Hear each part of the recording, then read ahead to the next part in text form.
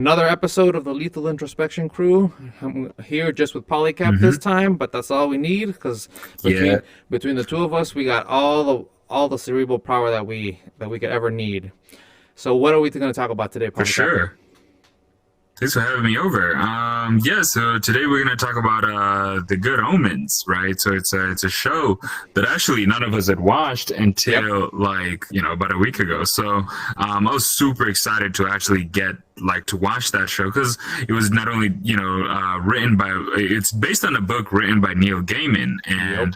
and it had come across my reality a few times, and then I'd heard a little bit about it, Ooh. watched the first episode, and like kind of got into it. But then you hit me up and you're like, hey man, we should do like another episode. What you trying to do it on? I was like, you said actually we should do it on something we hadn't seen. And Yep. you suggested the Good Omens. So I was like, oh man, that's a good idea. And so we watched the Good Omens. And so we're going to talk a little bit about the Good Omens because it's deep. It has a lot of spiritual aspects to it, but also a lot of nuance in how it approaches, big questions about life, right? So yeah, how did you come across it?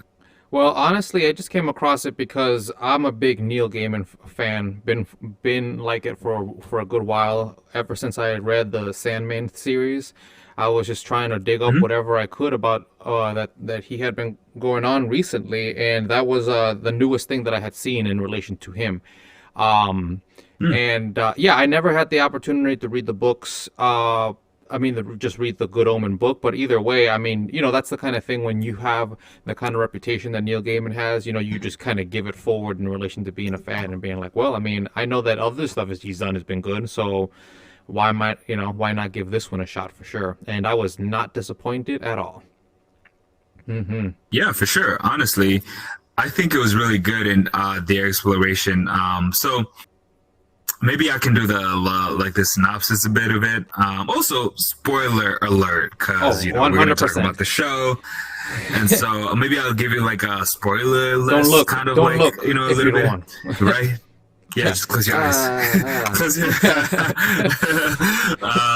So it's kind of funny. Oh no! All I know. right. I got up I too just said already. that again. I got up and protest. All Oh my right. God, the show's too good. All right. Let's do that again. Okay, so I think that's enough time for you to, decide that you either wanted to go see the show or hear us talk a little bit about it, right? So, the Good Omens show is based around like these two characters, right? There's a demon, who was a fallen angel who had tempted Adam and Eve in the beginning to eat the fruit. Then there's an angel, and his name is Aziraphale, and Yep. I And Crowley. what was the demon's name? Crowley. Crowley. Yeah, Yep. Crowley. Crowley. Hmm. Remember, it was initially Crawley because he used to be a snake, and then he's like, okay, I think I'll change it to Crowley now. Now that he's a person for a while. Yeah, Yeah. oh, I see. You know what's funny? I didn't actually realize that until you just like mentioned it, but I remember him changing his name. So it's kind of ironic that Hmm. it's through these lethal introspections that you're like, oh man, I've Yeah, thought of it man. like that, but now We're I not do. we're not just here for the viewer. We're also here for ourselves. You know what I mean? So it's like everything that we That's learn. true. It all comes back. It all comes right back. That's how people know that we're genuine about it. But yeah, keep going That's with your true. keep going with your synopsis, man. Synopsis, right? So yeah, the story is around these two angels, and they exist for like a really long time. Obviously, from the beginning of like Genesis all the way to the end, Revelation, and people like the world ending and stuff. And so the most of the story takes place in like present day. Let me see if I can do present day. And Yeah. it is present day in which like the world is starting to end. And so we'll get into topics such as like the four horsemen of the apocalypse that, hell releases like pollution, war, famine, and what was the last one? Just death Pollution, war, famine, and death. death. Yeah. Yeah. Oof. Remember, some things never change. Yeah. Yeah, true, right? Hmm. So yeah, so the majority of the story is based in present day, but they do go and skip back and forth in time to show you different aspects of not only the two main characters and how they progressed over time to being the versions that you see them in the current present day, but also it shows you like the background characters, right? Like heaven, for example, and hell, and their dynamics and bureaucracy, and how that kind of stuff works. I really felt like this was a really good depiction of what the quintessential like Christian viewpoint of what a lot of Christians think, like, you know, heaven, hell, good, bad, you know, that kind of mythology is. Right. And I did kind of watch a little bit about just like, you know, kind of seeing what people are saying about it, like what some video essays were about this show. And there was a really good one by a Christian man who said that this was actually a good depiction of what not to think of Christianity as. You Oh, see, okay. Neil Gaiman and just the whole show in its perspective was playing on what people think Christianity is, right? They Right. think that, like, you know, God is going to come down to earth and destroy the earth and, you know, hell. And then there's some concepts in there that I really like on how he juxtapositioned how our perspective of Christianity is and how the show goes into, you know, not only show that perspective but also to kind of make fun of it, right? Because the show Yeah. is like tongue-in-cheek, it's very funny, you know, there's hilarious moments. Even the resolution at the end wasn't quite convincing, but I see what they were trying to go with, where Oh, it was in the spirit of the show not to take itself too seriously with these serious matters, right? And I think that's how he got around that whole, you know, religious aspect of it, because, you know, religion, people who care about their religion are very, very what's the word here? Can you help me out? Like, you know, people who care about religion are very, I mean, they're very. I mean, they're zealots sometimes. I mean, yeah, I they can mean, also be hypersensitive if they're anything else. You know, every once yeah, I don't think they, mhm. the issue that the issue that always comes along with essentially untouchable subjects such as a person's religious like opinions and stuff like that is the fact that it's supposed to be a bit of a holy cow situation wherein like I'm supposed to give my opinion and you're supposed to listen and that's it, like, you know, like you can maybe tell me what you believe but for the most part that's it, like we're not about to start asking and questioning each other, you know, uh anything extra about it because I mean, back in the day, at least, it was like everybody believed in God to a particular degree. So it was like, okay, so we don't know anything, anyways, right? So it's like, but we can at least agree the fact that we believe in this stuff. But Mhm. now it's like if I come from a position of being like I don't believe in anything, what is it exactly that makes you believe in this particular thing? Now you have to be on the back foot of being like, oh shit, like I thought we were kind of in like a silent agreement that, you know, we were just going to live and let live about this consideration, like without having to go into too much like deep explanation, you know. And Wow. some people aren't quite, and some people aren't quite ready for that conversation, anyways. Like, you know, there are theologians and like apologet and Christian apologetics and stuff like that who know their Bible, who know their scripture and stuff like that, and can go and can rationalize to a good enough degree why it is that they feel that they believe in it, right? But Hmm. if you're coming from a position of being like, well, I mean, I went to church because my grandma took me to church, and I thought that everybody was just a Christian, and that's what everybody believed in, or always everybody around me was a Muslim or Jewish, you know what I mean? Like Hmm. you don't have to think about it that much, you know. Like when it comes to your culture and like the like just the that small encapsulament, like it's a place where you don't have to where the big questions essentially are already shorthanded to the degree that you don't have to bother too much with them, right? It's like I can just go on with my life, have my kids, have my wife, have my job, whatever, you know, and then just have like that encapsulation, which some people love, you know, like some people love that ability of that stability that, you know, a religious doctrine gives them, even if they sometimes were to fall into like the thoughts of being like, oh my god, is what I believe true or not, you know, like the Yeah, it's funny.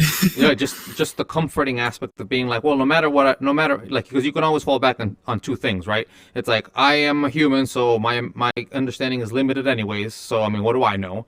And at the same time, it's like, well, I mean, it's showcasing itself because it's keeping me out of drugs or out of gangs or, you know, like out of whatever trouble, Hmm. right? So obviously, you know, and then you can be like, well, God speaks through his actions, and it's like, and because I'm not doing this, it's obviously, and I also believe in God, well, it's obviously because of this, you know. It's just those that quick line, you know, justifications, just kind of like making everything just mesh inside of your own mind in order to be able to just self validate in that way, you know. At least that's my Yeah. my quick way of thinking about that kind of stuff. Maybe and I can understand if somebody considers my way of thinking to be reductive. You're like, oh, you're not actually considering like the spiritual, jostlings inside of people's mind and stuff like that. And fair enough, right? It's like maybe because I don't have those like stirrings to that particular degree, like I can be just more, 2 + 2 = 4 in my mind in relation to somebody's like religious fervor. But that's just that's why we're here, right? Lethal introspection. Like that's just the way I consider that, that way of thinking. And I love and like the reason I love the show so much it was as a result of the tongue-in-cheek aspect of it, right? It's just like I understand that these are very serious subjects to people, especially considering like the fact that especially in this country in America, like the evangelical, like the end is nigh kind of people, they run thick, like there's a lot of them, and a lot of them believe that we will be coming through to some sort of Armageddon-esque like prophecy or foretelling. I mean, I remember when I was in my 20s growing up and Obama was president. I mean, people used to say that was one of the signs of the four horsemen. You know what I mean? Like the gates, the seals breaking or whatever. Like people will always be able to find some means of being able to, make it feel like it's the end. But I think because of that, that's for sure.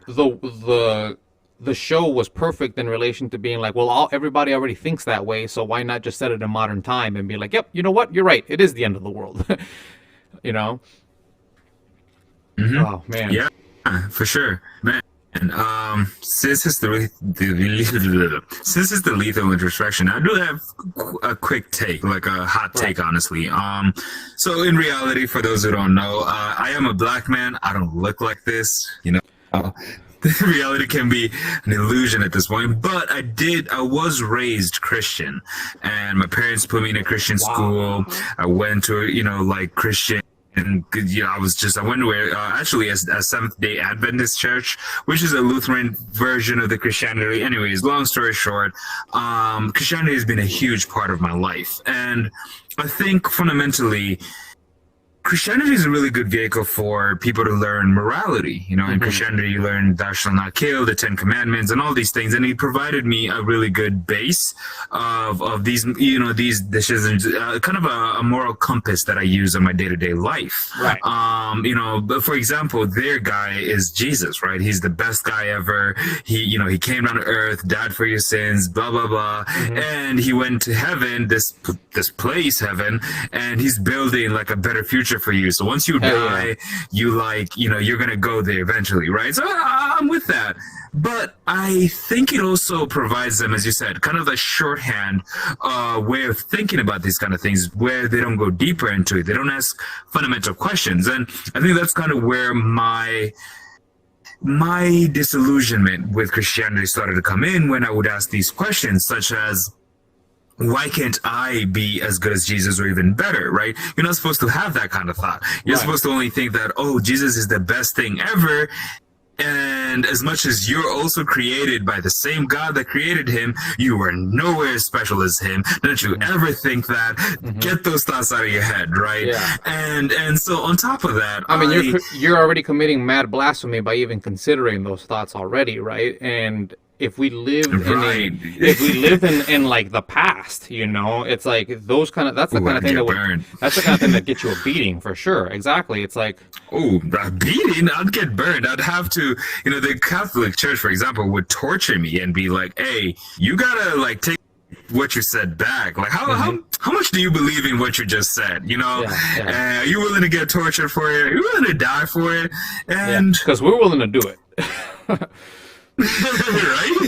So, that kind of put it into perspective for me. But there's also a different aspect of this that I actually want to call forth, which is fundamentally, I am an African person. Christianity was imported by my people from the people who came and colonized them. So for me, I'm like, you're telling me we didn't believe anything before Christianity came around?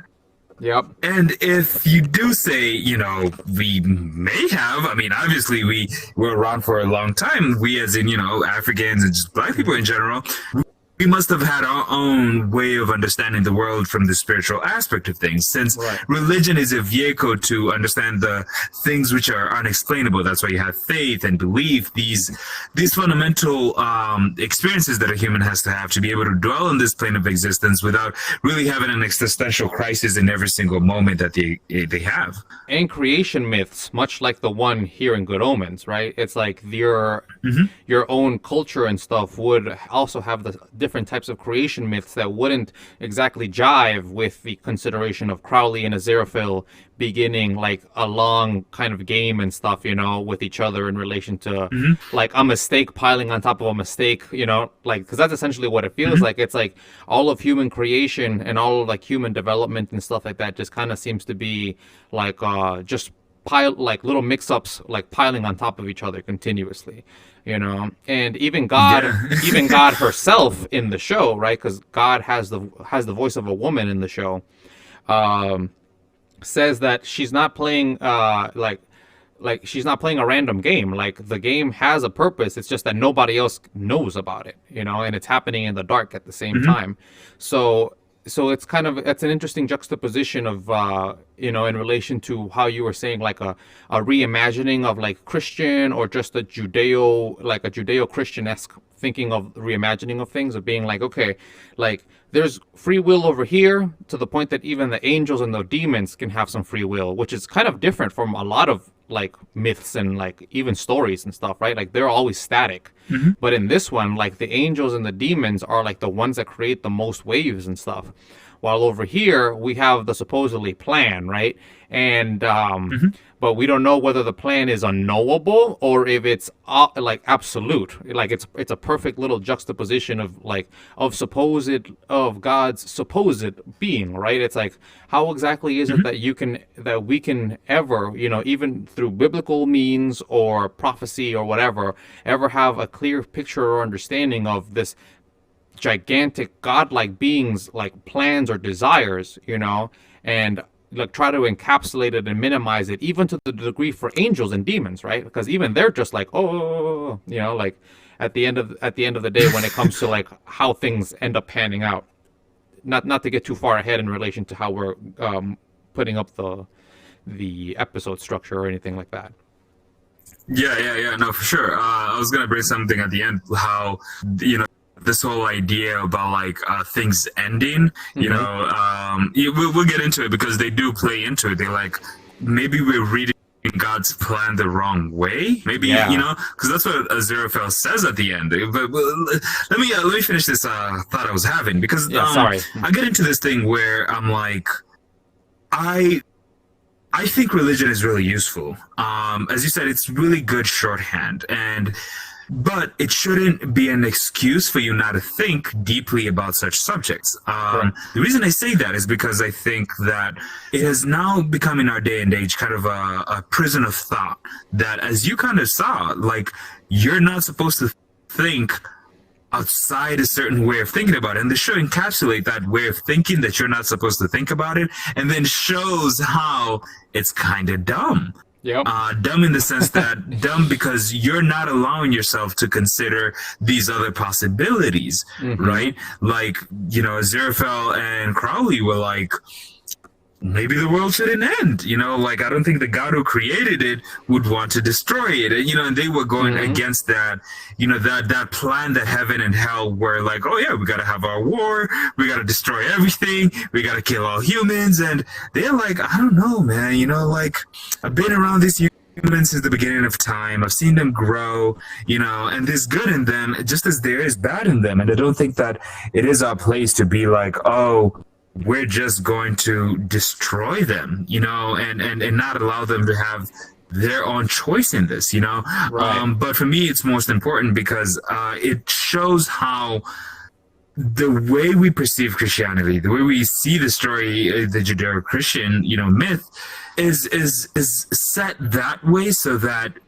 people don't question too much, right? Because when you have people questioning too much, when you have people thinking for themselves, those are variables that you can't control. And if you can't control your variables, then it's much harder for you to be able to organize them into something that can be driven to, let's say, have a crusade and go murder a few other, hundreds of millions of people who believe something similar to you. Like Christianity and Islam, for example, share a lot in common, right? And Yep. I'm maybe going off to a tangent here, but these people have been fighting for, a really long time. And so for me to bring it back to the show, I really like how Aziraphale and Crowley play this, like, because Aziraphale kind of like, he lies sometimes, he cheats sometimes, and Crowley, as much as he is a demon, he does have a good heart, Yep. and it plays into this whole idea of like, it's the nuance of good and bad, right? I first came across this actually when I was reading Friedrich Nietzsche, Beyond Good and Evil. And it's interesting how that plays into these two characters, because as much as they are good, quote unquote, they, good or bad, quote unquote, they have elements of the other, right? And it reminds me of the yin and yang symbol, which in the white, there's a little bit of black, and in the black, there's a little bit of white, so that kind of understanding of like, there has to be a sense of balance, even internally within the angels and the demons. And that's just really beautiful. I think the show is really cool in that perspective. Just, encapsulate my whole, like, hot take. It's that it takes what we think Christianity is and what a lot of people think Christianity is, shows it to us, but also shows us the underlying irrationality with that perspective. Because some, as you said, theologians and scholars who have studied Christianity deeply understand that the prevalent way we see it isn't really the more fundamental way to see it that is closer to the truth, and you're not getting caught up in these like metaphors, these stories, like these miracles and stuff. But yeah, what do you think? Maybe I took it a little too far off this tangent. Maybe we can bring it back to the show. We can talk about some episodes, like some things that actually happened, some choices, like the demon, the literal son of Satan, and the whole question about nature versus nurture with him. There's quite a bit of things. There's a whole bunch of places to go, and honestly, in terms of my structure for this whole episode, I just wanted to use the Good Omens as a show that we both got to watch. We both watched all 6 episodes, so we can take everything from every aspect there and just kind of use it as as a medium to kind of get to any kind of introspection that it fosters inside of us. You know what I mean? Because people can go to a show review or whatever, if that's what they want to do on YouTube, and figure out like, oh, David Tennant was a wonderful actor. You know what I mean? Like everybody did like wonderful performances and stuff like that. But in relation to what we got going on over here, right? It's like what we want to talk about is just how the show essentially just made our cogs just begin spinning inside of our heads. And your whole consideration about how Christianity is like how the show pretty much kind of gives Christianity like a breath of fresh air to a particular degree. Like the entire like biblical mythos and like those stories and stuff, like it revamped them for modern sensibilities, because unfortunately, no matter what we do nowadays, I can't possibly see, aside from like there being like a gigantic nuclear blast that destroys like information, you know what I mean, and like networking and stuff, for people to go back to that, like, yes, for sure, God is up there in the sky kind of situation, like that kind of like deep based like myth system. But I do still most certainly see the amazing amount of merit, again, from moralistic shorthands that come from like religious stories such as this one, right? For like the ability, especially in this one, in this particular one, because as you were saying, like it showcases the fluidity of what it means to be a good or an evil person, or a good or an evil being, because both Crowley and Aziraphale take their evil and their good kind of as a given. Like everything that Crowley does is evil because Crowley does it as a demon, and because of that it's evil, right? And same thing with Aziraphale. And although they do conventionally evil things, like at the end of the day, like they assume that their character is the one that drives the morality of their actions, when it's the actions that make the morality of the action, because for example, taking the baby, the Antichrist baby, over to the orphanage for the purposes of trying to make the Armageddon happen. Obviously, evil, right? But we don't fully. But at the same time, as the show showcases, like, just because you have evil intentions doesn't mean that can't flourish out to end up being an ultimately positive or good thing. In the same way that Aziraphale's desire to, help humanity by giving them the flaming sword at the beginning was also essentially the catalyst for their like the beginning of their aggression and like all of the wars and stuff that occurred at the end of it all.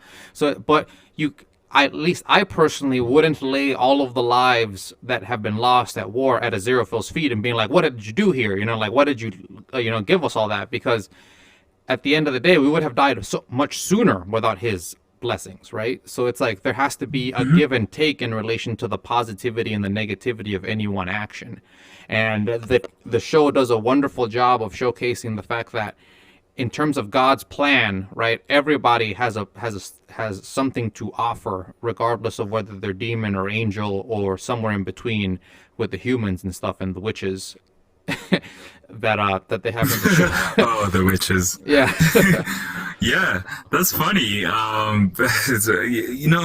There is this whole thing that I really got from the show, which is just don't take it too seriously. Like, and I think fundamentally that's what I'm really getting from the show. Like from watching it, and religion especially it's such a taboo. Like it's a very structured topic and how you're supposed to talk about it, right? Yep. You're supposed to be respectful, and obviously I'm not saying don't respect other people's religions and their views and perspectives, but I'm also like, don't take it so seriously, man. Like at the end of it, these are abstract ideas that we're building on top of each other that we then have a debate about and conversation about, and it's okay for you to have your own perspective. I mean, literally, we're sitting here talking about perspectives that we agree on and we disagree on, Right. And I think people should kind of see it as that, right? When I think about like going to church and stuff, I think of it as like a place where we can congregate and have these philosophical conversations about a certain text, right? But those conversations are only limited to a certain perspective of analysis, which takes away the rest of it. And this show kind of explores that same text but in a different perspective, and there's nuance in it, and there's revelations within it that you realize, and I've realized, like, you shouldn't take it so seriously, man. At the end of the day, you're just here to experience this reality and what it has to offer. And, the best vehicles of you to be able to channel, your actions through the moral vehicles that you use to make your decisions every day need to be sound and logical. And I think if you get that from Christianity or Hinduism or Islam or whichever be it, I think that at the end of the day, the goal is to be a moral human, right?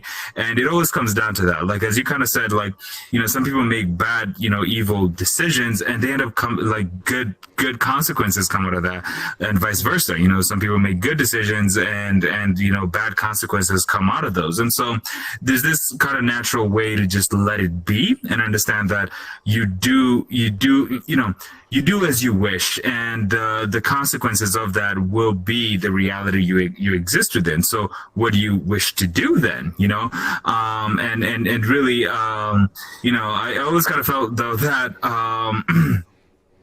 there's this Nietzsche actually kind of put me onto this idea where he's like, Christianity is somewhat more of a religion for the slaves, right? When really, Christianity was coming out, it came out from, Rome. Rome was actually really big at the time. And so people were like, man, this world is kind of shitty. I can't wait for the next one. And then that's kind of what it's built upon, people being like, complacent in a sense, right? I can see it in my relatives and just a bunch of people who believe in Christianity, the fact that they're like, oh, this world is terrible, but I can't wait for the next one, which they're not living this one to the fullest. I don't know if there's a next life after this one, but what I do know is that I live right now, as Descartes said.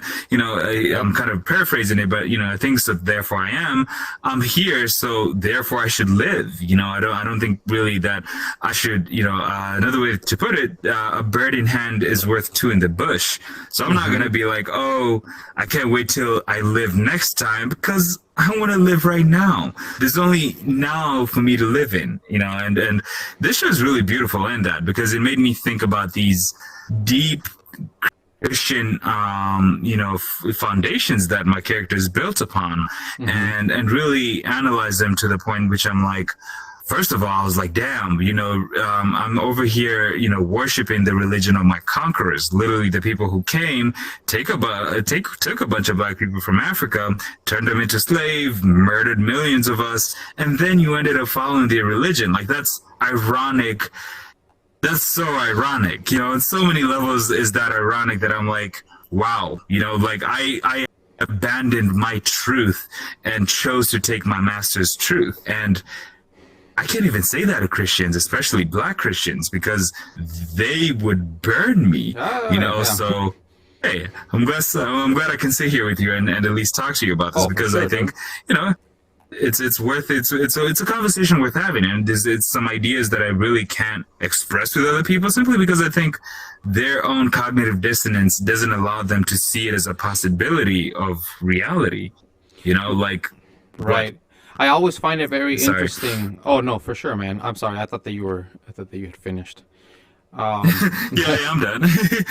No, I just always find it very interesting in relation to speaking to religious people who are always very serious about their religion, like in terms of how you approach even talking about it. But then I think to myself, I'm like, okay, you believe in this unlimited powered God, right? And having unlimited capacities in every facet. So that means that at the end of the day, God would be the ultimate comedian. God would find everything funny, like it would, like they would have the intellectual capacity to be able to see through either the irony or whatever kind of situation to get at the meat of why you're making the joke, or like why you're trying to make be a bit of have a bit of an irreverence to you. It's like, if I can like, because again, it's like, if you consider the the religious consideration of, you are made in the image of God, right? So you hold qualities that God also holds, but only like to a small facet. Like, like God exists in the world of forms in a Platonian way, and you're here. But that means then that any quality that I have, God has even higher. So if I'm, a jokester, and I enjoy, making fun and stuff like that, then I can only imagine what's happening up here, right? What kind of jokes are being told up here? What kind of cosmic, like, one-liners are still being made, essentially, that just will take forever, essentially, for you to get to the punchline of them, right? It's like, and I think that it's very limiting to essentially try to make it so God is only ever serious, right? Or God is only ever wrathful, or like in any one of those particular things, because you yourself are then putting limiters on the supposed unlimited being that you believe in, right? So I think, if anything, that's more blasphemous, because you're pretty much trying to set down, you're making qualitative assertions about a being who's far above you, right? As opposed to always, as you said, taking it not so seriously, because you don't know what God is thinking about in any particular, about any particular instance of thing, in the same way that occurs in the show, because for the people inside of the show, everything is very serious all of the time, right? But we know that from God as its narrator, as its narration throughout the whole thing, like, she thinks about it super casually, like everything is just like, not even either going according to plan, or she thinks it's very interesting, but how people are deciding to make, like, their, doing their decisions and stuff like that. I think it's a very, very good I think it did a pretty fun intermarriage of like free will and determinism, right? Because when you have a deity like that, I mean, if the deity knows the future, then you are living in a deterministic universe to a particular degree. But at the same time, if the deity is playful, then the deity can allow then for a multiplicity of like potential outcomes, right? So as opposed to having it be like A has to lead to B, it could be like A could lead to A1, A2, you know what I mean? Like a whole bunch of other types of nodes in the network as opposed to just having to be one straight line. I love doing this in VR. I love being able to actually use my hands and like like it really helps when That's it comes true. it really helps when it comes to just being more graphic as opposed to what I mean. But back to what I was saying. Yeah, like I think just again to agree with you, it's like I think you make a big mistake by trying to add seriousness to a situation from which you don't know whether it's a joke or not. Because we don't know whether our Yeah. creation is genuinely this real big deal to God, or if it's just like a side project, something they do in their free time, and that's why they're not, that's why they don't show up too often. Like at the beginning of the project, like always, the project is your baby, so you're always there, checking new things. But then as time goes on, you know what I mean, and you have, especially in a self-reiterating system like ours, you're kind of like, okay, well, I've kind of put in the values, like I've tweaked it how I want. Now you just kind of let it run, in that direction.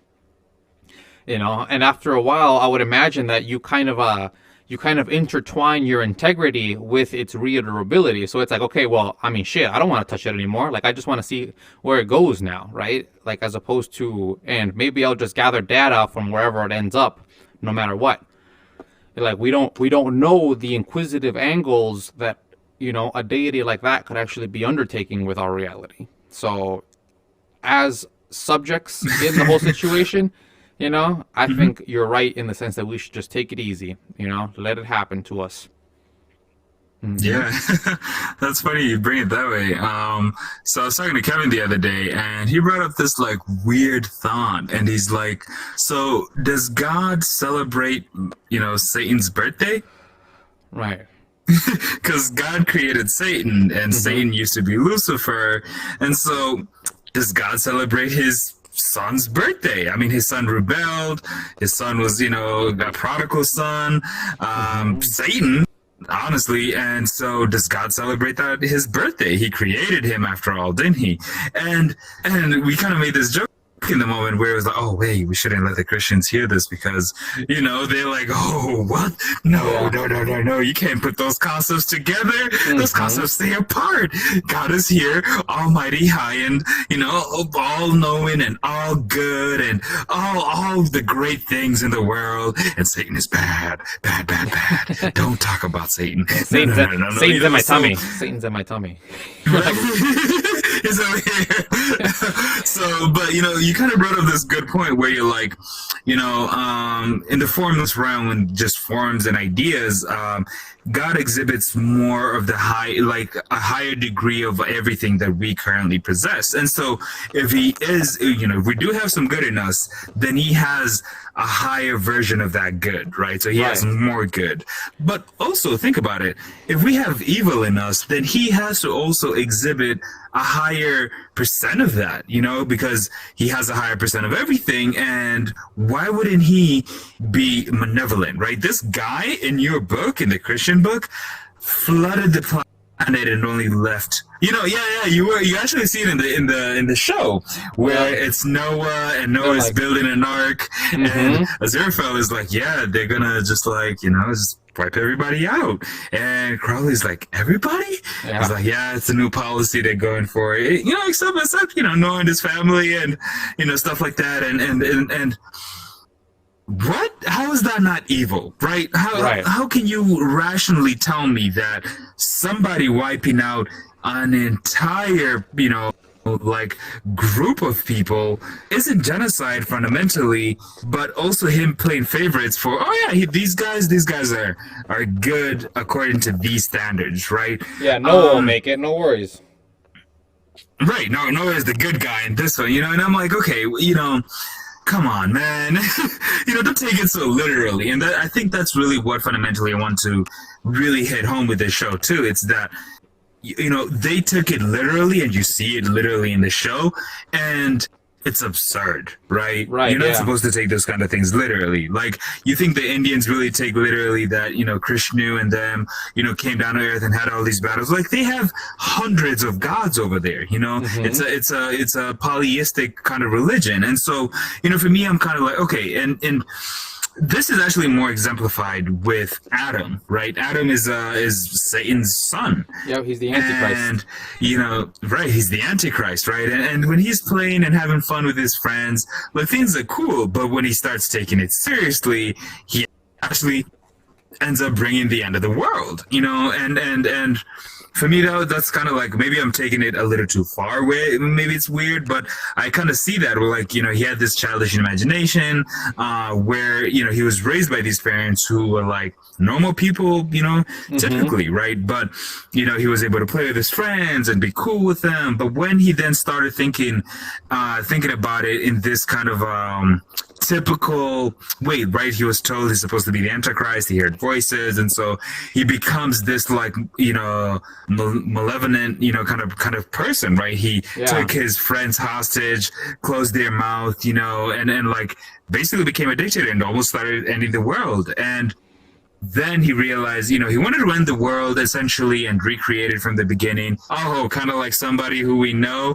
Anyways, he wanted to end the world, started from the beginning again, have his friends be the new, people on the planet, kind of like the Noah story. But then, remind me how he realized that that is not the right path of action, and his friends ended up convincing him, like, hey, maybe we should just fix the world as it is right now rather than trying to end it. I mean, his, Adam. his friends kept resisting him. That's the thing. Like, he was saying that he was going to make them into new people and stuff like that, and that, because he would like remove their mouth and stuff like that, and like give it back to Yeah. them. Like, but eventually it came to pass that, like, when he gave them back their free will, they're like, we don't want to be friends with you anymore. Like, the way you are right now sucks.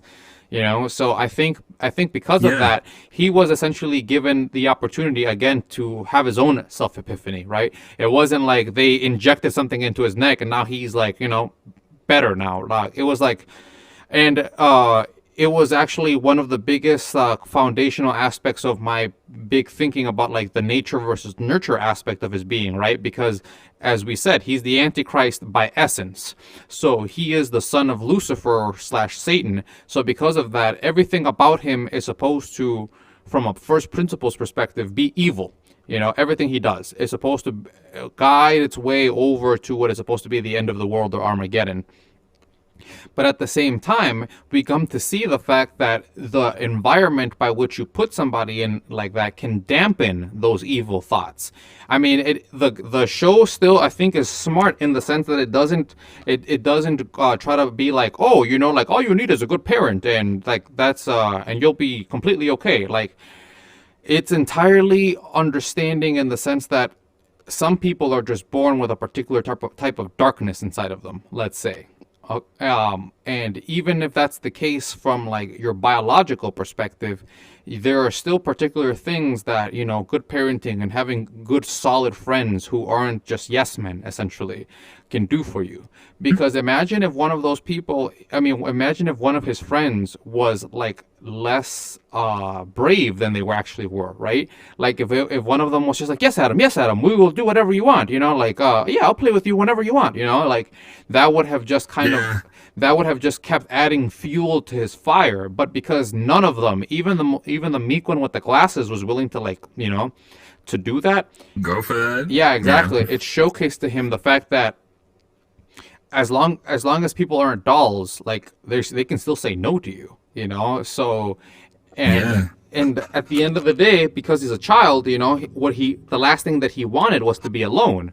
So I think that was still a good angling for them to be able to kind of reel him back to reality, or at least to have him not become so megalomaniacal as he was becoming. Because again, it kind of seemed like that was in his nature, and some people are sort of like that, like you have like the type blood red A kind of people, you know what I mean, who are just woof, like like just trying to get ahead of everything and Yep. everyone.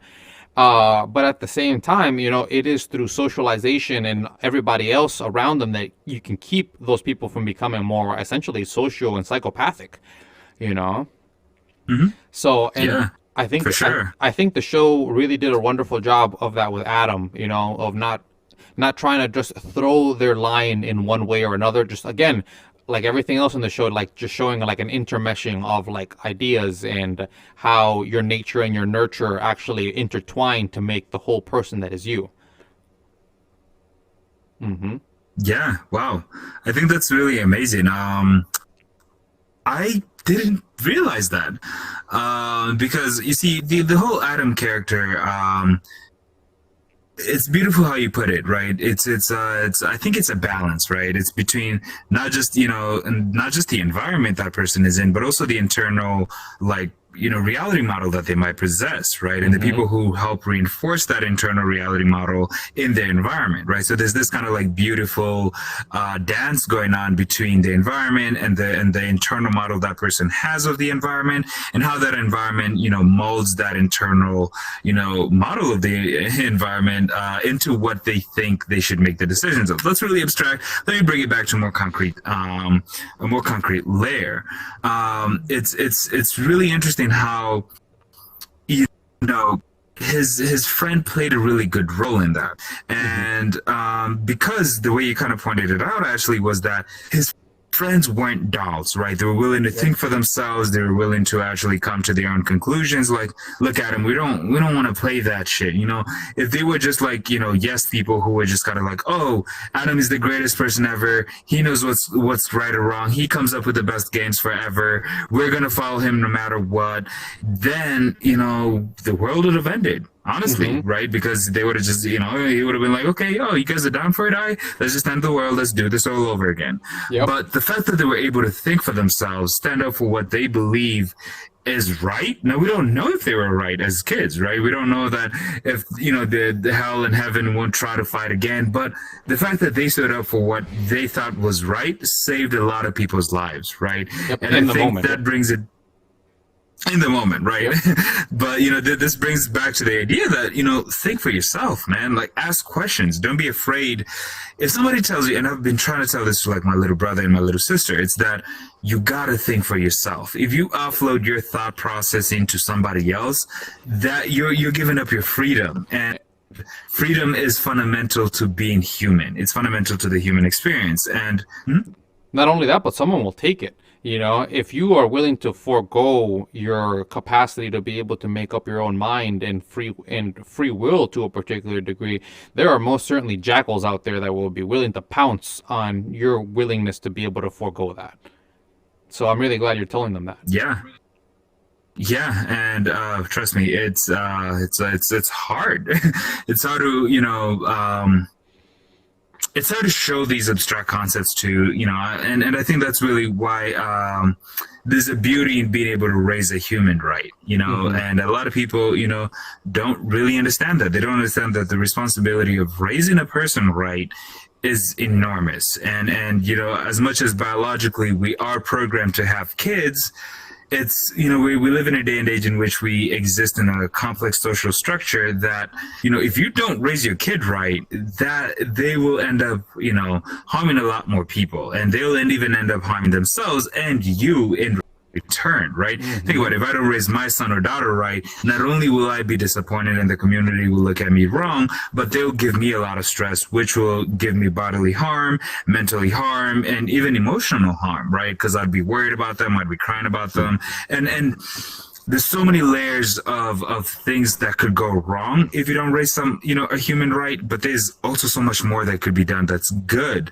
when you do it right. And I think it goes back to this whole kind of concept of nature versus nurture, because I think it's both, right? I don't think it has to be either or. As you kind of mentioned, how like it doesn't just have to be in the environment you're nurtured in, but it also doesn't have to be the genes that exist within you. It has to be a melding of the two. I always think of it as a dance.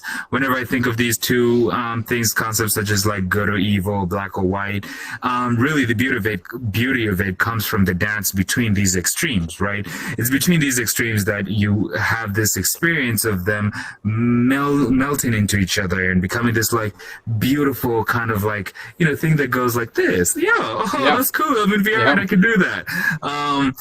So and that's really beautiful. That's really what it's all about, because it's about how you nurture them, but it's also about their nature, right? If my son or daughter is really good at, like, let's say, basketball or piano or something else of the sort, then it's in their nature to be good at that. So I must nurture that with the environment I put them in, right? I put them into a team. I let them know that being a pianist or even being a musician is a path that they can go in, and reinforcing that within them, right? And I think that it's beautiful that we can have such a deep conversation about nature and nurture from a show called The Good Omens, and I think that's amazing. That speaks more of why it's a really good show. The fact that there's the director doesn't beat you over the head with it, right? He doesn't come out and say like, oh, it should be balanced, right? It's not just about the nature part or the nurture part, because Adam does have this whole arc where he's a good kid, and then he becomes a evil kind of kid, and then he comes back to like a nice leveled existence where he still has the power, but he understands that he at the end of the day has the decision of how to use that power, and he doesn't have to use it for bad, he doesn't have to use it for good, he has to use it, and he decides what to use it on, and that's really beautiful, man. Yeah, it's very true. I mean, he pretty much willed himself normal at the end of the show.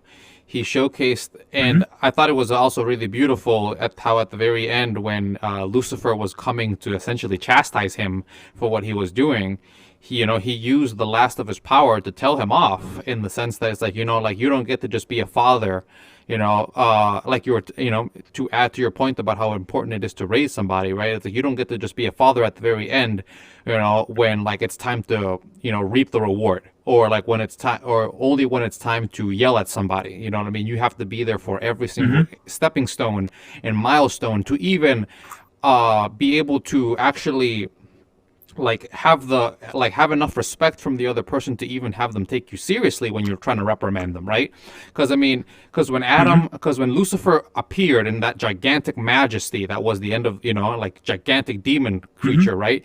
Like, Adam stood straight, stood strong in front of him, and he's like, no, like, you're not my real dad. And then he made him essentially disappear, and his quote unquote real father appeared, out of the smoke.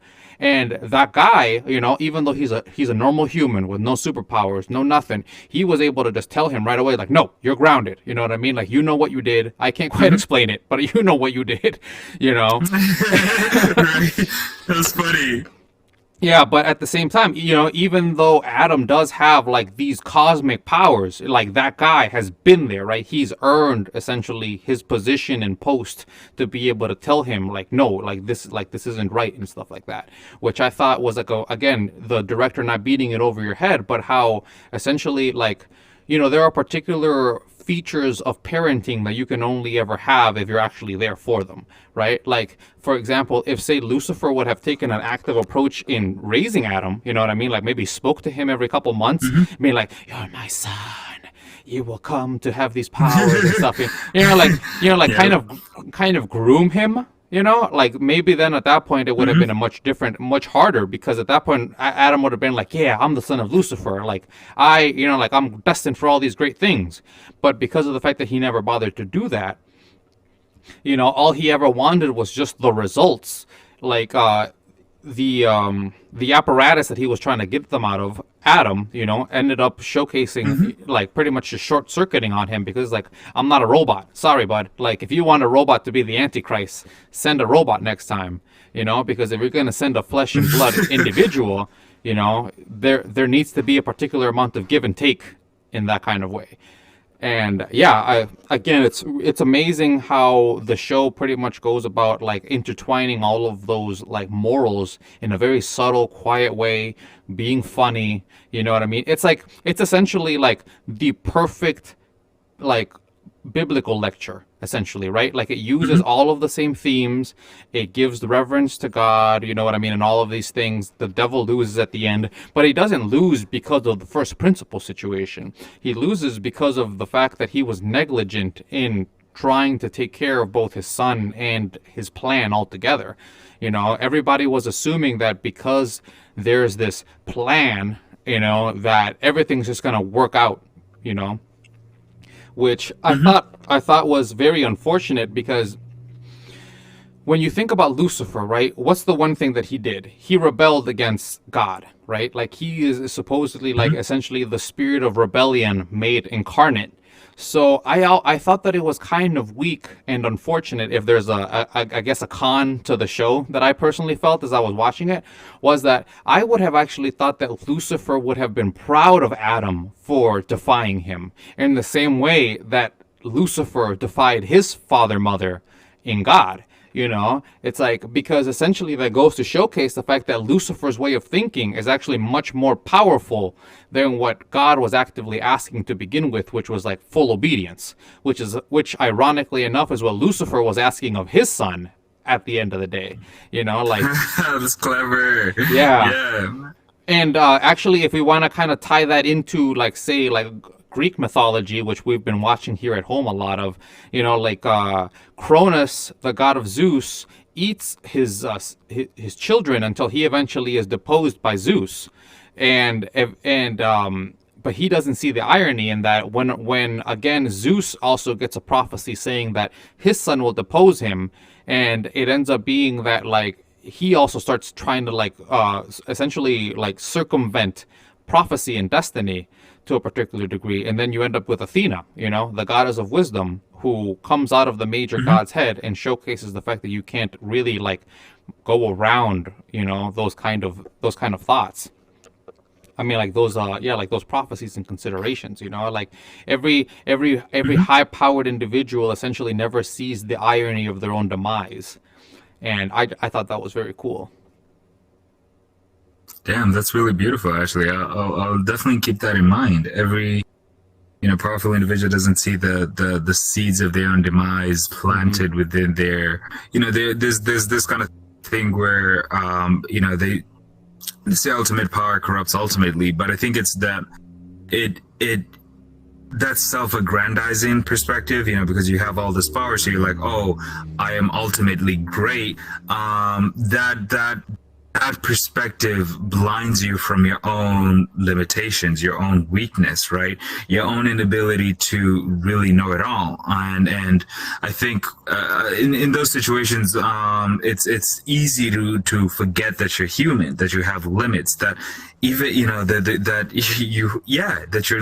literally limited, and as much as we are unlimited in our capacity to learn and to work and to do all these things. Come on, man, you gotta die eventually, and coming to terms with that and accepting that, I think that's actually interesting, because death, out of all, if I was to bring any plight with the show first, is that it was kind of cheesy how they had like the kids kill the three horsemen. Oh, I thought right, that was yeah. really cheesy, but I also kind of see that it's kind of like in line with the kind of how the show was handling really serious situations, right? So it was in line with that. But I think that the fact that they left death alone because they couldn't kill death. Death is death. Death can't die in of itself because. Yeah. It is itself. It can't. That's really cool. There's no concept of death beyond death itself. Yeah. Yeah, who would come for death? That's wow. Right? That's yeah. Well, you're right. So it's like, hey man, I'm just gonna keep hanging out, I guess. Yeah. And it's kind of like humanity coming to terms with your own mortality, right? And I think there's a really good philosopher who I read, and he's like. I think it's Camus or somebody. There's somebody who talks about death, and he talks about how everything we do most of the time is in a way trying to fool ourselves that we're not going to die eventually, because confronting the true nature that you're limited and you will die eventually, it's not only saddening at a certain level, but it also, for me, like once you embrace it and you understand it, to your deep core, it makes every moment like this more impactful, more meaningful, because you're not waiting to die, you're living, you know. And I think a lot of people are just waiting to die because that's like where this game ends. And at that point, if you're waiting to die, why don't you just end it right now? You know, Right. like, why are you here? You know, like, you're here to pay some bills. You're here to, like, what, keep suffering? Like, if the how did they say, if it's not worth its salt, like, something about, if it's not worth its salt, then don't do it. Or, like, look, if the game is not worth playing, don't play it, right? Right. Don't be miserable playing it, because at the end of the day, you make the rest of us miserable And playing make everybody it, you know? else, exactly. So, right, so why don't you just enjoy it, like, literally? And this brings me back all the way to just religion and just like the good omens, right? Because the word omen is associated, like, when I used to think of omen, I used to think like bad things, and I used to think of very, very bad things. But juxtapositioning it with good, it's interesting, because it's like good omens, good bad things. It's Yeah. kind of interesting. I don't know. I like that. It's You know, perfect. that they did that. It like, yeah, like the elegance and simplicity of the interweaving of good and evil begins from the title screen right away, right? As you said, like, it makes you think, be like, okay, so good things are gonna come out of bad things, like, you know, like, Exactly. and although we don't really, you know, although we don't take that thought too deeply most of the time, that is exactly what occurs, right? It's like, you know, the reason why we won't have, or we haven't had a World War III is because World War II was so goddamn bad, you know, that, and we have the ability to be able to have had it recorded, you know, and remember a lot of those and stuff and memorialize them to the degree that we can now, because of the fact that some people went through such horrible conditions, can now use that as a means to be able to dissuade ourselves from making those same mistakes. But those mistakes had to have occurred to a particular degree in order for our sensibilities to come about. You know, it's like, it's very difficult to ever try to make it so be like, okay, everybody can understand, yeah, sure, war is bad, obviously, you know, people die in war and things like that. But I mean, before we were able to actually have, say, you know, genuine photographs of soldiers dying in trenches, videos of people getting mowed down and things like that, like, unless you were a soldier, like, those kind of things within the public's perspective and, you know, consideration were just so abstract that you would never try to, like, keep your government from doing that, you know? Like, you'd be like, well, that's a soldier's thing, you know what I mean? Whatever. You know, but now, as we're able to have more of these things be in our face, and what the actual human cost of it comes to be, at least when it comes to formal wars, we're far more willing to be dissuaded away from doing so, you know, because we've seen it firsthand. No, we've seen it from a third person's perspective, and we don't want to live it firsthand, you know. So I think, you know, like, all of that stuff really pretty much also shows itself in the show too, right? Because it's like the Aziraphale and Crowley appear through multiple times in history, as you were saying in the Noah section, and it's always Crowley the demon who is trying to make a case for humanity.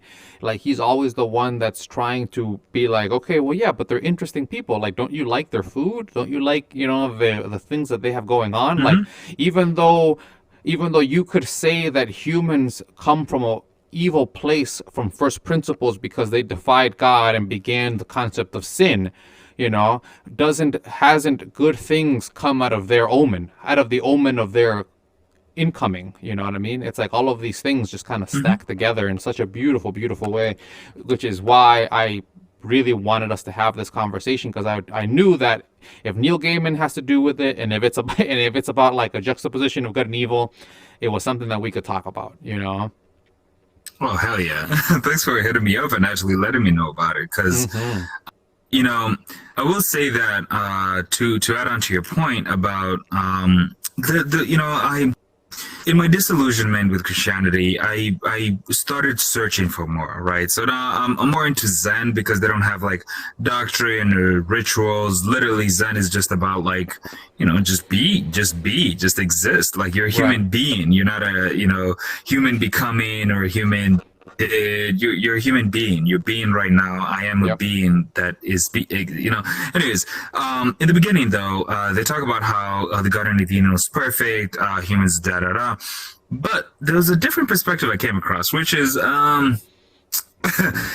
was kind of it's a weird one, but it's the fact that actually Satan was the good guy in the sense that he gave us he convinced us to eat from the tree of knowledge, the knowledge of good and evil, right? And this allowed us to actually be more sentient. You see, in the beginning we were more like dolls, we were more like robots in the sense that we were told to do this by God, we do it, right? Yep. And so we didn't have our own free will, but by eating of the tree of knowledge, the knowledge of good and evil, we had a choice. And that's kind of where the beginning of free will starts. Because at the end of the day, if and I think that's kind of what a lot of people want. It's not to be able to be bogged down by these higher thoughts, these more deeper thoughts. They want a shorthand, right? They want a quick way to be able to get to point A to point B. And it's cliche to say, oh, enjoy the journey. And I hate it when people said that. So I think more or less it's just to really fundamentally break these cliches down and understand them for what they are, right?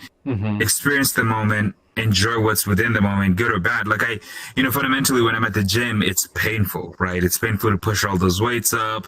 It's a painful experience, but I understand that it's far more painful for me to not do that because I become just more depressed and my body just hates itself and hates me for not doing those kind of things. And later on, the body even deteriorates much faster, which is a consequence of me choosing not to go through this initial pain to be able to reinforce it, those future degradations. So for me, it's kind of I bring it back because, a lot of people have the perspective that these bad things that, like going to the gym is tough. It's hard.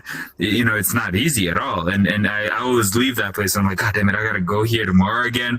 But I juxtaposition it with the pain and the suffering of me not doing that activity. And I think it's way worse for me not to do it than for me to do it and endure it in the moment because my body rewards me, right? I'm much happier. I'm much more alive. I'm much more focused, man. I'm here with you. You see, I'm having these thoughts with you because I'm willing to go through the pain of actually, like, think about it this way. We spent an hour and a half just setting this up, and this experience right now was definitely worth all that time. It was worth all that pain. I was trying to troubleshoot our voice. I couldn't hear you. You couldn't hear me. Like, I started stuttering, but all that has been worth this moment. And honestly, I'm glad we went through that kind of time. We didn't try to shortcut it, be like, oh, we'll do it next time, we'll do it later. Like we kept up with it, we did it, and we rewarded for it, And I think a lot more people need to just kind of like, because as we evolve in our understanding of spirituality, of the nature of reality, and all these things, I think it's high time that people start really sitting down with themselves during this COVID time, during this time that we have to be able to reflect upon not just our history as a person, but our history as a common community, a global community at this point, where, as you said, 100 years ago, our versions of ourselves were in the trenches, killing each other and murdering each other for resources on a planet that at the time had way more than we have now, and really, and I think you kind of bring up a good point where it's this abstract nature of like, like the people dying in the trenches, they're not me. So, I don't feel their pain. So it's removed from our perspective. But, I think it's also kind of like also abstract to say that, oh, they're just the same as me. But, I think humans can afford a sense of imagination, and imagine yourself being shot in the leg or like having your leg cut off. Like, what kind of pain would you feel? How would you handle that? And that, for me, I try to imagine it even in the most visceral moments, in the most visceral, like, we watch a bunch of shows. I watch The Boys a little bit, like putting myself in like different characters' shoes. They call it like there's a narrative syndrome or something. There's like a whole psychological thing about that, about people seeing themselves too much in the characters. But I see that as a positive because by being empathic like that, I learn from their mistakes. I relate to their mistakes. Like we talked about Westworld, and I related to the mistakes of the person who created that AI system, Roboham. I still can't say it, man. Yeah, It's been months Rehoboam. now, but Yeah. anyways, yeah. So I related to his mistakes, and I ended up being better for it because I learned from his mistakes. I grew from his understanding. And I think that sense of just because the whole concept of humility for me it always seemed a bit too disingenuous. Like if I'm good at something, should I not be proud of that? But I've come to understand that that isn't really what it is. Humility is actually understanding that no matter how good you are at something, you're horrible at other things. So you might be a really good basketball player, but you're a shitty accountant, and that's okay. Like, Hmm. Kanye might be good at making music, but I don't know if he could be president. Like those skills don't correlate to each other. And that's humbling to me because now I'm stepping off my high horse and I'm like, look, I don't know much about this. But Hmm. what I do know is to ask questions. What I do know is to consider different perspectives, entertain different ideas without really holding them as my own. Because as much as I am a system of ideas that come together to create this perception of princeps, at the end of the day, I'm just an essence, and I'm an essence who breathes life into those ideas. So I don't have to be those ideas. I just have to be. And those ideas, it's kind of interesting. I don't know. I didn't want to go down that path too far, but I love it. I mean, you're entirely right in the sense that, I mean, we most certainly do not want to be entirely possessed by our ideas, because if we want to tie it back to the show, right? If Adam would have been sold and tied to the idea of being the Antichrist, for example, there would have been no hope hmm of any form of reformation to him. Like that, hmm he would have accepted his essence, and all of his actions would have gone alongside it. But now over here, he hmm can retain his essence, but also mold it like clay in a way that works for him best. And I can also see how we will be able to tie that in with, say, religious consideration, right? Like you can have like the religious principles and stuff be a clay that you can then mold into your own life in order to be able to have it work for you in the best way it possibly can.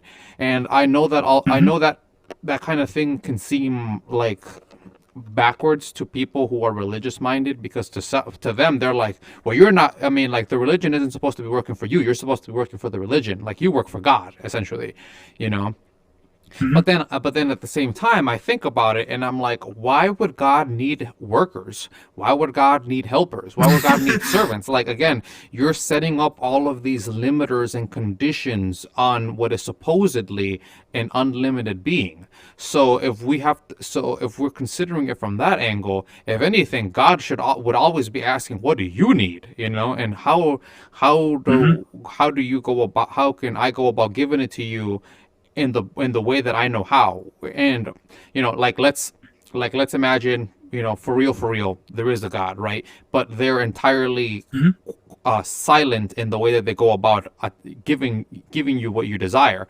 Well, in that kind of hmm consideration, well, you would have to essentially move in relation to your actions. Be like, okay, I want to be a good person, so then I have to then essentially begin either imitating individuals who I consider to be good, or doing the opposite of of people who I consider to be evil, whatever, and then slowly but surely, hmm educate myself in that way. But it wouldn't be like a message come from on high kind of situation, and yeah. so it's like that's pretty much another way to be able to intermarry the consideration of being like, okay, like, God's here to work for you, but obviously they can't just give you everything at once, because then the game breaks down. And God wants the hmm game to continue. So, but there has to be a means to be able to essentially, like, peek at the rule book to a particular degree, if that makes any sense, hmm like, Yeah, um, I be, agree with you, man. and I mean, if anything, our advancements in science and stuff like that actually can be perceived as that, like, as peeking into the playbook to a particular degree and being like, this is the way that, like, oh, this is the way that this is cooked up. You know what I mean? It doesn't mean that we should become like, again, as you were saying, get so inside of our heads that we're like, oh, now that we know how to do this, we can be gods now. You know what I mean? Like that kind of thing. Like, but approach it again with a level of humility of being like, okay, like here we go, like we used to be entirely ignorant and have to make up entirely fantastical inferences, but now we can kind of begin to make more solid understanding and arguments as to why we're doing things in a particular way, even from a spiritual angle, because before it used to be like, okay, like, the gods are here, you're down here, and it's like that's it. Like there's no consideration of juxtaposition, like, and I would imagine that was actually perhaps one of the more novel things about Christianity back in the day when it was a new religion, right? Because like it was trying to usurp Roman religions, which was like, okay, the pantheon of gods is up here and you're just a lowly mortal, and your fortune is just dictated by how things go for you. While over here in Christianity, they're saying, well, although maybe it might take to the next life there to happen, but you'll actually ascend in social mobility, and in social status. And although you're right in the sense that Nietzsche did consider that to be a slave morality in relation to being like you're always waiting for your comeuppance in the next life. You have to, again, to reiterate what you're saying, be empathic to the individual who's actually attaining the lesson, right? Because if you are a slave, what can you really do, right? Like, is it really that bad to seek a particular type of hope and perhaps an ephemeral next life that will be better than this one, if that is essentially all you have, right? Because the only other alternative is hopelessness. And in hopelessness, you can't really come to hope, funny enough, hope for anything, like even for, the bettering of future generations. So it's like, there's something to be said in both the pro and con to the slave morality aspect of it, because their systems made for their time, because Nietzsche comes about and criticizes it about 1800 years after the fact, so it's like, so because of that, it's like, okay, sure, like he can most certainly denigrate it now having seen how the history came about, but from an individual living it in the present, as you were saying, being a human being right then and there and making their religious decisions as to how they go about it, be like, it kind of seems like a no-brainer, really, to go with the one that's like, okay, you can either continue eating shit forever and that's just the way it goes and the gods might smile upon you, or, yeah, that's true, follow these doctrines and things will get better. It's like, is it real? Is it not real? At the end of the day, it's the pragmatism of how you go about applying, more hope and, to your life. At least that's how I see it.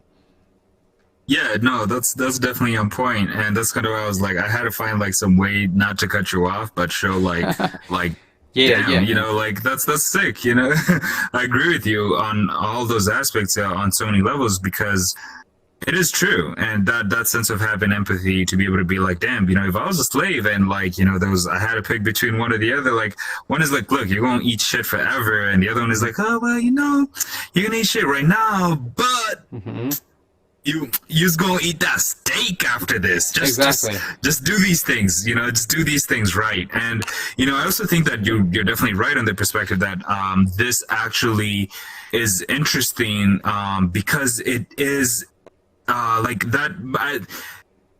It's based on the times, right? So those religions were useful at those times, and now you got to ask yourself, is it applicable right now, right? And the way they kind of play with the show is that they took those, and it's kind of where I started off with, actually, where I was like, look, the show plays on this like prevalent understanding or perspective of what Christianity is, which, to some theologians and some fundamental Christians, it is illusionary, right? It's like you're not supposed to take it literally, right? If you take it literally, the dude is kind of an asshole, like plain and simple, and I always kind of felt like that because, I think that I was even young at the time, and I was thinking like, oh, so you created me, put me on this rock, and then made me follow a bunch of rules, and then you'll come back later and you'll murder a bunch of me and judge the rest of me based on, how we did on that.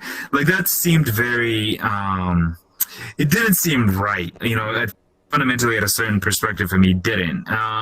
And so that offers you to be able to be like, okay, which parts of this can I take to, be just, right? I don't want to steal from anybody. I don't want to kill anybody. I don't want to do these things. I do, I want to be a moral person, right? I want to do good and apply good into the world, right? And I'll try my best to do that, right? Jesus is a good example of that. I'll try to follow his example. I'll try to be more like him or even better than him.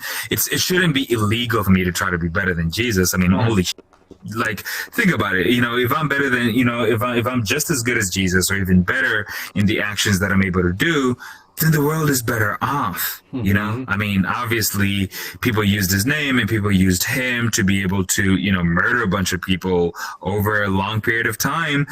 But, I think overall he did good, right? So we're in a day and age in which people now got to start thinking more critically about these things and find out, a different perspective on how to be able to relate to each other, right? Because Christianity came, it revolutionized the whole industry of religion, right? And spirituality for that matter. And for 2,000 plus years now, people have been like, following it. It's been the same game over and over. But we're in the 21st century, man. We got self-driving cars out here. Dude, look at what we're doing. We're chilling in virtual reality, having these conversations. Half of the time I'm actually forgetting that these aren't our avatars in base reality, so I don't look this cool. Mind-blowing. I don't look this cool. Right? Yeah. I mean, you gave the disclaimer that you're a black man in real life. I am a robot, but my chassis isn't this cool. Right? This is just funny. I was like, man, maybe I should try to be something that I'm definitely not. But you see, that's cool. We're in a day and age now where, as much as the literal interpretations of these like spiritual books aren't what actually work now, right? You got to go deeper into that. You can't be lazy about that and just be like, oh, I'll go, I'll spend one day a week, going to this place, following these rituals, and eventually I get saved. You got to think critically about that. Like, what does that actually mean? Like in action, right? And that in-depth perspective, that in-depth kind of approach to really digging deep and finding the truth for yourself, right? Because the truth is within you, and you feel like what's right. And unless you're a robot, then you got to kind of learn about those things and reprogram yourself. But fundamentally, it's just kind of like taking those fundamental beliefs and those sets of spiritual understandings and applying them to yourself in this day and age, and really understanding what they mean, right? Because you can't just take it for their word anymore, right? I always get into this thing where I'm like, man, going to church was weird because it's like a lecture hall where everybody went home and is supposed to read their textbook, and the professor in front is telling you, hey, we're going to read about this chapter, this is kind of where we're going to come down to. But the difference is that in an actual lecture hall with a professor, you can put your hand up and be like, professor, I don't care. How did you get to that? In church, that's taboo. Like, in no circumstances at all are you supposed to question the guy in the front, right? No matter how crazy his shit might sound, right? No matter how, he smoked a crack pipe, came to church, and then told you this crazy shit, you're supposed to somewhat take it for his word, right? I think that's why science is beautiful. People think science is like, the inventions and all these things, but it's a scientific method. It's a way of being able to validate, like what Jose says, give me that recipe, let me try that recipe for myself, and if I get the same results, then your theory is more likely to be true. It doesn't mean it's entirely true. Something relativity, the principles of. but with these conditions, you were able to reiterate your conclusion, right? It's like that's pretty much the thing that science says. It's like it isn't like what you decided was like what you showcased as the truth. It's that like we followed your steps and it gave us the result. It was able to be reiterated, but perhaps if we change a step, things would just fall apart. You know what I mean? So like so it's just that continual finding of being like, because I mean supposedly like a good scientist is always trying to break their own experiment, right? They're like, okay, like we managed to get this right, you know, like now how can we tweak it until the point that it isn't right anymore? And why isn't it right? What stopped working? You know, like it's supposed to be like it's supposed to be, you're supposed to kind of leave your ego at the door when it comes to that kind of thing, right? And religion really can't allow you to do that because you're talking about what supposedly is ultimate truths that guide your life every day. And if those are allowable to be put into question, then I mean, damn, like what am I supposed to be like following? You know, from a person who wants to forego like their critical thinking, you know what I mean, like just kind of like fall into the scripture or whatever, being like, this is what it says in you know, in this scripture, this is what I'm gonna follow, you know, screw what everybody else says, you know, because they didn't write in this book.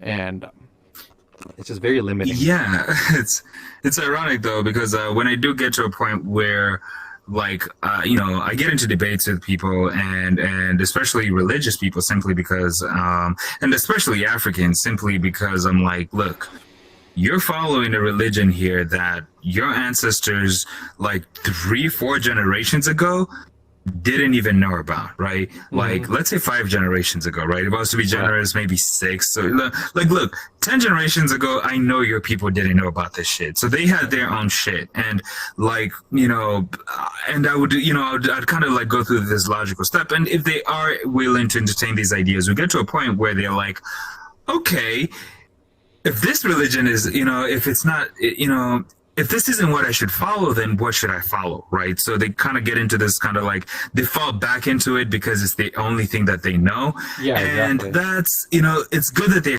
considering that, but I think it's bad because they don't understand that they need to go learn for themselves and what to find out, right? Like, no, like if you're waiting for somebody to come tell you how to think, then you've already lost, because I'll tell you what to think and you'll be a robot for me. You'll be like a servant to me because you, based on what I tell you to think, like how to think of the world, based on that, you'll create a reality model of the world based on these thoughts that I'm telling you to have. And that reality model of the world will limit your choices. And based on those limitations of choices, I can then have more choices because you aren't exercising all the choices that are available to you. If I tell you, oh, don't touch this gold is bad, that leaves the gold for me. I can then use that gold to do something else with it. So you see, it's that, you know, it's one battle to fight to be able to be like, okay, I shouldn't just think less critically about these things. It's a completely different battle to be like, I should think more deeply, more critical about these things. I should have a lethal introspection. Hey. Shameless plug. Anyways, but I also think that that's really cool because then, you know, but I always struggle with how to bridge this gap for them, right? Because I don't think I should bridge the gap for them per se, but how can I help them see that gap they need to bridge is for them to do, and they should be, you know, they should have, you know, because I think it takes a brave person to be like, oh, I need to go find out the truth for myself, and it takes hard work and time and effort, and they got to be willing to put all that stuff in. And if they're not, then I don't think it's going to work for them. And, you know, a lot of people just go back to what they know simply because they're too lazy to go find out what they could, you know, what they could become, the fundamental truth. And Also, you know, also, and I think that's, I mean, also, you know, unmooring people from their foundations like that, even if they are shaky, right, does put them in a position where they could eventually get seduced by another type of huckster, right? Because at that point, they're like, oh, shit, like, I'm already gullible enough to have fallen for this, whatever thing once, right? It's like, what is it? What's keeping me from doing it again, right? And that's always one of those big issues when it comes to like you were saying, talking to people about religion and like trying to just get them to think in the other way, because if they are amenable to it, then they have to start asking you, be like, oh, okay, so what do you believe in then? Like, what should I follow? You know what I mean? Like they they just begin assuming that you'll begin to prescribe to them the brand new hotness, essentially, like the brand new philosophical hotness that they should be following from then on out, as opposed to being like, no, I've just untied you from your chains. Like, you can go off and be a philosophical pilgrim now and like figure out whatever it is that you want to follow. If perhaps it leads you right back to, say, Christianity or Islam, okay, maybe that's okay, because you came back to that decision on your own. You know what I mean? Like, you decided to go around the block, and be like, okay, well, maybe these things aren't fundamentally true, but they still provide the best scaffolding for the rest of my life, and as a result of that, I'm going to choose to follow them.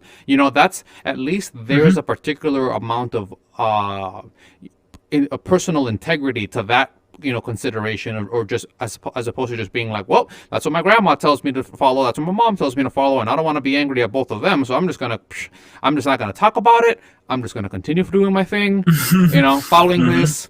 And if anybody asks me, I'm Christian. If anyone asks me, I'm Muslim, Jewish, whatever, right? It's like, I don't want the drama. I just don't want it. You know what I mean? and and some people just, they essentially cloister themselves in that way, because they don't feel that they have the intellectual rigor to actually make a good conclusion at the end of it all, or because they're lazy, or because they're afraid. Like, there's just so many reasons why people end up getting just stuck in these kind of ways. And I can only hope that, funny, irreverent shows like Good Omens can actually stir people in that way, right? Because the show is actually pretty safe in terms of its religious thinkings. It isn't like, it never says like there's no God, you know what I mean? Like, it never like throws you into like the deep end of being like, oh, but what if there is no plan and no planner, right? It's like, okay, like, it's like the show takes it for a given, the fact that there is a planner, but the consideration then comes from, okay, supposedly neither angels in heaven nor men on earth will know the date or the hour of when everything's going to go bad, right? So then you're pretty much already playing within that structure. And I think that's perfect, because a lot of people still are Christian, or at least religiously, culturally, bound to that religion. So this kind of show will resonate to them, because even if they've never bothered to pick up a Bible on their own, everyone knows the Genesis story if you're a Christian, you know what I mean? Like, and because of that, it's just a very, very wonderful, like, easy bar to jump, as like, in order to be able to just get people hooked in, and then you start prodding them with like these other questions,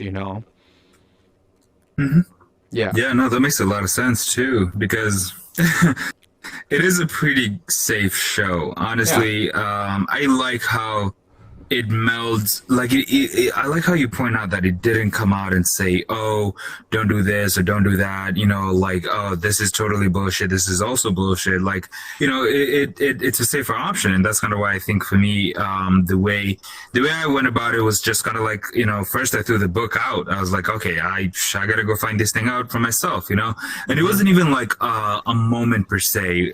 Looking back is how I'm connecting these dots much better. But at the time, it was just a deep understanding that there's a sense of irrationality that comes with believing in these kind of things, and it was a higher level of irrationality than I was willing to accept, right? And so I had to go find something else that was more rational, that fit better with the worldview that I have. I'm not saying that, you should throw away the book and then start, fundamentally even asking, like, should I really kill people or should I really rob people? Because then, you're going down the wrong, I don't know if it's the wrong path or the right path, but the consequences of those decisions will end up, having more negative, aspects of things. So for me, when I was kind of thinking about this, I was like, okay, well, I do like doing good things, so what kind of reality model can I have? And I think it's actually really beautiful how you mentioned in the beginning how Adam and having his friends and just kind of the environment he was in helped shape him into that. Because it's easy for egomaniacal kind of people who want to how do they put it? They say that, righteousness is the quickest path to the dark side, right? The fact that Yep. you believe that you're doing something righteous, you're believing that you're willing to help people, that it's easy for you to do some fucked up shit. And I think people who are overly zealous and overly pious, who believe that, I do these rituals, and so I am of a higher breed of like, Yeah. special person, like you're holier than thou, right? Yeah. Holier than thou kind of people. They're missing the point. Like, just be good for the sake of being good, not for the sake of being rewarded and being taken somewhere else. Like, you don't do good things expecting a reward. Then it's not really good because you're being selfish and you're doing it for your own selfish intentions. And if you are doing it for your own selfish intentions, then at least be true to yourself and be like, I'm giving this homeless person $50 so I can feel good for it, right? It's on I'm me. buying this dopamine feeling, right? It's on me, right? I work for that money. I'm giving it to you because I can, because I'm selfishly wanting to, do that. And fundamentally accepting that at some level is being true to yourself, because as much as you want to help that person, I'm not saying that, it's irrelevant that you're giving that $50 to that person to help them. It's also that you understand that, fundamentally you're doing it also to feel good, to feel like you're doing good in the world, and that you should question yourself whether that then giving that $50 to that person, or where that $50 could go to do the most good, right? And even that is much deeper question to ask than a lot of people are like, fuck it, I'll just give this $50 to this homeless person and not have to really worry about the like whether I should donate to this organization and whether they will be like, they'll actually use my money for good things, or they'll be corrupted it and it'll go to somebody's pocket, like that kind of stuff. Some people worry that kind of arithmetic that you're talking about right there, of being like, okay, so how can I maximize the goodness of what I'm doing?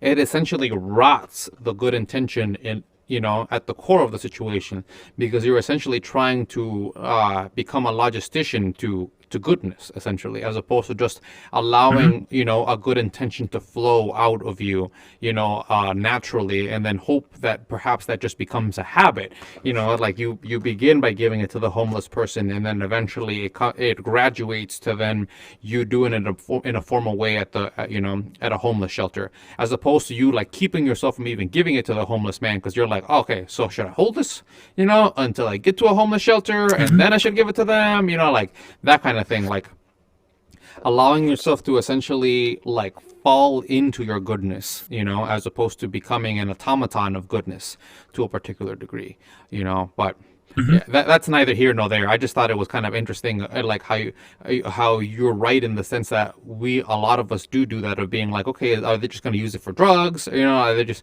like, am I wasting my money by there actually, we can tie that in perfectly to the show, like we are presuming, like bad miracles, essentially, like the opposite of the show of Good Omens. Like we're assuming that our, the miracle of our giving to this random individual will end up having a bad conclusion at the end of it all, as opposed to, say, having a good omen about it, being like, okay, sure, I'll give this junkie some money, and although it doesn't look good from any other perspective, perhaps that's the epiphany that tells them to be like, oh my God, there are humans out there that still care. Maybe I should go back to being one of these people who care, as opposed to being, parasitic or whatever, right? Like, again, we don't we don't ever know exactly if 2 + 2 will equal the 4 that we're thinking about at that particular moment, right? Because that 4 could actually be packed with either good or evil underpinnings at the end of it all. True. Mm-hmm. Yeah, for sure. And I think that yeah, no, go ahead, sorry.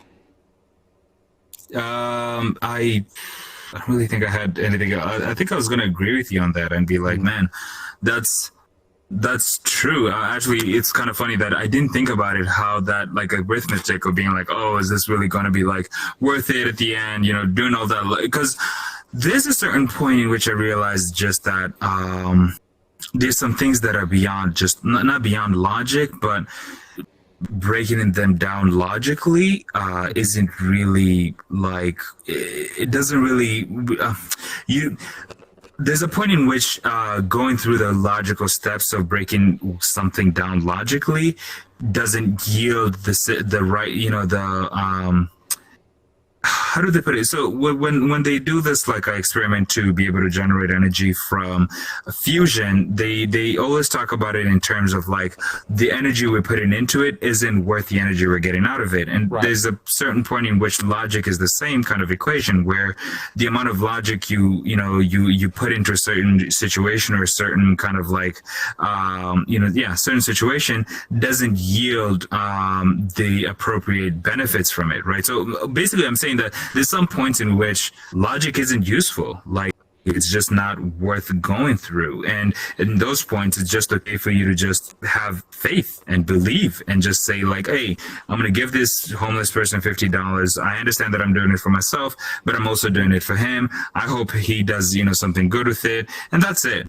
Right. So I think at the end of the day, it's like, as much as we'll do all this spiritual thing, we'll do all this religious thing, at a certain point, that's kind of why I really like Zen, though, because Zen is just like, just do it, just be, like you can go through this whole like, ritual and all these like thought processes and all these logical inferences to really like come to a certain conclusion on why you should do something. But fundamentally, you're doing it because you want to do it. And, just do it and understand the consequences that will come from it, be it the ones which you understand are more immediate consequences and the externalities of those choices, and being able to live with it, right? To say that I want to do this and I will live with the consequences that come from it. That sense of surrender to not only wanting to quantify everything, wanting to be right, wanting to do all these like logical inferences allows you to have a sense of freedom to just be, right? Because you're like, look, in the most extreme, I'll do this good thing and good things might come from it, bad things might come from it, but it's okay. Things will come from it and I'll live with the consequences of that versus being like, I'm going to do this thing and I'm going to expect this, this to be the consequence of it. And if it's not the consequence of it, I'll be super sad and depressed and angry at the world that things didn't go the way I wanted them to go. And, it's not the right way, so I think that's really interesting. I do have to take off here pretty soon. I was supposed to go do something else at 5, but I do think that, we can get in some quick takes, and then maybe wrap it up. Or what do you think? I personally think that we could just conclude it right here, my friend. At the end of it all, I think we covered what was the main theme of what I wanted to get out of myself when it came to talking about the show. Because again, I didn't want to go through like an episode by episode, you know what I mean, like scene by scene kind of thing. Like I just wanted to touch big picture, like how did it touch us? How did it, how does the show intertwine with our own introspective lives? And, what does it stir out of us? And I think that we've done a hell of a job when it comes to that. So, geez. I thank you so much for being here with me, my friend. Yeah, let's high five. High five me. Hey. Hey. Hold on. Virtual high fives are the hardest. Yeah, honestly. No, just put your arm behind my back. There you go. There you go. Yeah. There you go. Well, guys. I can't see your end of the hand. Oh no. Yeah. Well, guys, no matter what, we really are thankful if you bothered to listen to this whole thing. If you haven't seen Good Omens, we say go watch it right now. Go watch it, come back, talk to us about it. If you've seen it already, tell us what you think about it. Are we full of shit? Should we be just rigorous and be all about God all the time? Or should we be playful in the same way that, as I was saying, God can be playful? And tell us. I mean, the whole point is the fact that we don't know, and because we don't know, as Polycap said, we're not going to take it too seriously. Yeah, honestly, yeah. It's about having fun. Maybe maybe next time we should do something like, that was me, my bad. Maybe next time we should do something like The Boys or something. But stay tuned. Obviously, thanks for having me here. And let's pick another one. This was actually really cool. It was fire. I guess it really was. So cash money. You guys have a good one, and we'll see you guys in the next one. Take care, guys. I was trying to do like a peace sign, but it wasn't working. It's very difficult to get them down. It's kind of funny. I know. Jeez. Yeah. But let me return this call. Just hit me up whenever you're on VR. If you want to play Beat Saber,